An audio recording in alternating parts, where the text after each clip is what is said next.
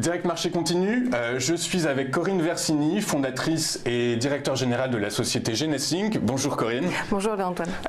Alors, Genesync se définit comme étant une société pionnière dans la fabrication et le développement de nanoparticules incorporées dans des formulations d'encre. Qu'est-ce que c'est exactement? Alors, en fait, nous avons ce que nous appelons des matières premières, tout simplement, parce que la chimie, c'est l'industrie des industries, et nous sommes la première industrie à servir les autres. Donc, nous faisons des matières premières, la plupart du temps à base de nanoparticules ou de nanostructuration de la matière, parce que ça nous permet d'avoir un dopage naturel. Et nous fournissons en fait tous les segments de marché relatifs à l'électronique et surtout une nouvelle électronique qu'on appelle l'électronique imprimée ou souple. D'accord, donc si je comprends bien, il y a deux facteurs qui sont intéressants. Le premier qui serait un facteur un peu environnemental, puisque les nanoparticules dont vous parlez semblent être moins nocives pour les personnes qui les travaillent.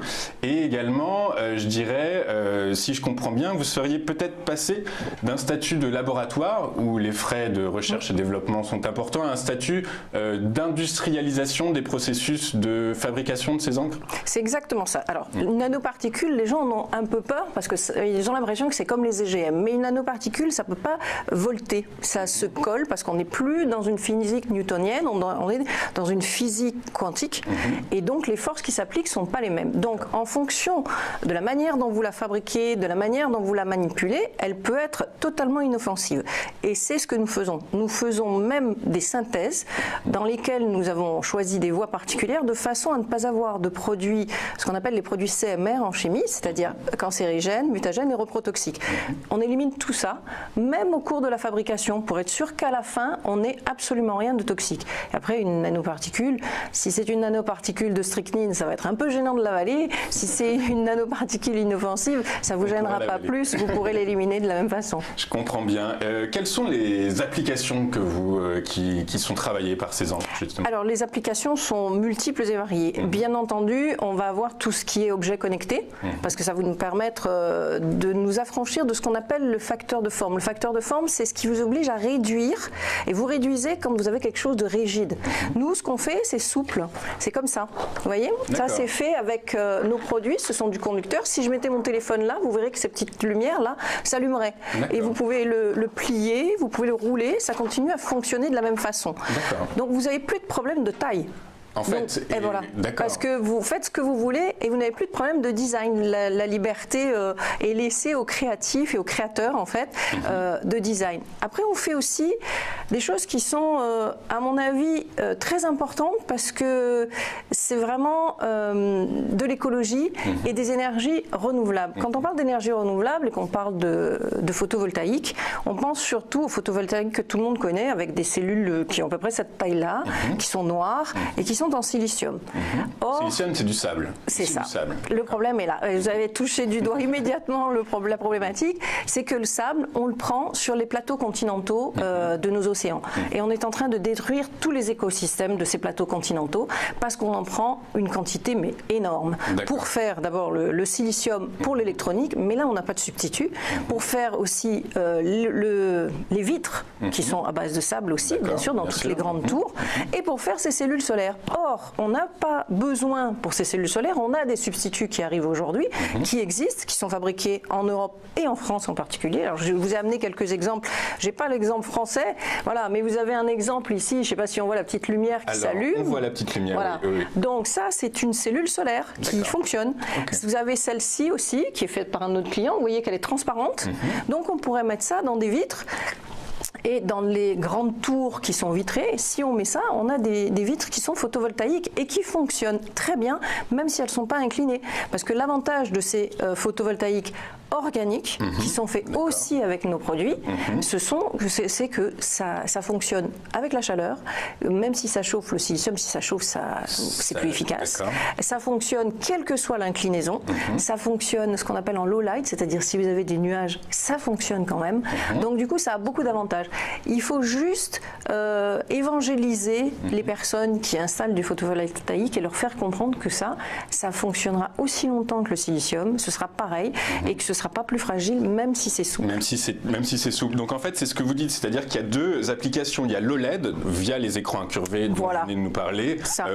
Très simplicitement, c'est les écrans incurvés, les écrans plats incurvés qu'on trouve dans n'importe quel magasin de distribution, et les OPV, donc les panneaux solaires photovoltaïques. Ça, ce sont deux applications sur des grandes surfaces. Alors après, il y a des tas d'applications qu'on voit arriver aujourd'hui et qui sont ce qu'on appelle l'IoT, en fait l'Internet des objets. Tous les objets connectés vont avoir besoin, en fait, d'abord il va falloir qu'ils soient légers, de préférence souples, parce que quand vous avez des objets connectés qui vont capturer vos constantes vitales, que vous allez les mettre sur votre corps, il vaut mieux que ce soit l'objet qui s'adapte à votre corps que l'inverse. Voilà. Donc il vaut mieux que ce soit souple, et donc à ce moment-là, nous on fournit des matériaux pour faire tous ces objets connectés, parce qu'on a une conductivité qui est bien plus importante grâce aux nano, et une finesse, puisqu'on a besoin de beaucoup moins de matières premières. Ce qui fait que nous, on est vraiment dans de l'économie de matières premières. Plutôt que de récupérer, on évite de consommer. Et c'est une façon de faire totalement différente. On permet à nos clients d'utiliser jusqu'à 50 fois moins de matières premières. C'est gigantesque. Donc en fait, ça veut dire que vous proposez des solutions à vos clients qui vont leur faire soulager, qui vont leur permettre de soulager leur trésorerie de façon quasiment inévitable. C'est bien pour eux, c'est parfois moins bien pour nous. Pour vous donner une idée, pour ce genre de produit là, photovoltaïque, avec une encre à base de nanoparticules d'argent, avec 1 kilo, vous allez faire 800 mètres carrés. C'est gigantesque. C'est gigantesque. Et alors, pour rien cacher à nos téléspectateurs, on a un peu, je dirais, prévu, organisé cette interview, et vous m'avez donné un exemple qui m'a sidéralement, qui m'a frappé. Concernant cette réduction de poids, vous avez pris l'exemple des hélicoptères. Exactement. On est capable, vous avez là ce qui sert à faire le fuselage, et on a imprimé dessus, là c'est de l'argent. Pour faire la barrière anti-foudre des hélicoptères, on a calculé sur un hélicoptère de taille moyenne, pas quelque chose de très gros, si on remplace la grille de cuivre qui est utilisée actuellement par notre technologie à base de cuivre, on passe de 70 kg de cuivre à 1 kg de cuivre. C'est extraordinaire, j'étais bluffé par cet exemple. Concernant votre actualité, j'ai appris que vous aviez ouvert un bureau au Japon. C'est un bureau commercial, c'est ça? Oui, absolument, parce que tout est inventé et fabriqué en France. Quand on fait de la chimie, si vous sous-traitez, vous donnez votre recette. Et si vous donnez la recette, Coca-Cola n'a jamais publié la recette du Coca, même si on a tenté de les copier. C'est pas tout à fait la même chose, et la recette doit être gardée au maximum secrète et déposée. Donc vous avez des brevets Donc on a des brevets, et quand on ouvre des bureaux en Asie, on a commencé par le Japon, et on a fait le Japon au mois de juin.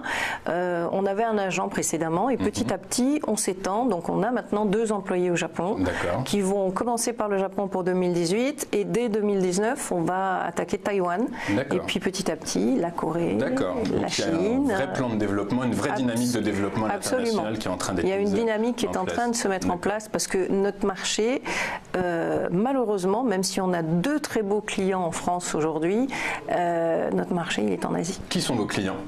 Les 2 plus beaux clients qu'on a, c'est Armor, qui fait du photovoltaïque, et à qui je souhaite tout le succès, parce que s'il en a, j'en aurai.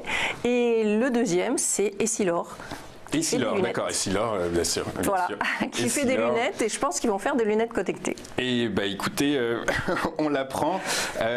Quelles sont donc, à part l'expansion à l'international, les perspectives de développement que vous pourriez avoir? Toute l'industrialisation, on a fait l'industrialisation, maintenant il faut vraiment qu'on passe à la vitesse supérieure.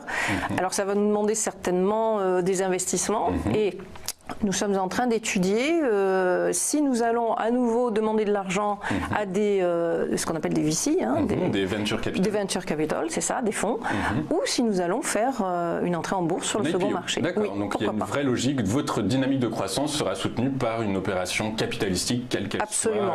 Nous sommes obligés quand même. Même si nous ne sommes pas très capitalistiques, il nous faut quand même des fonds. Il faut quand même des fonds, ce qui est normal. Merci Corinne. Avec plaisir. D'être venue.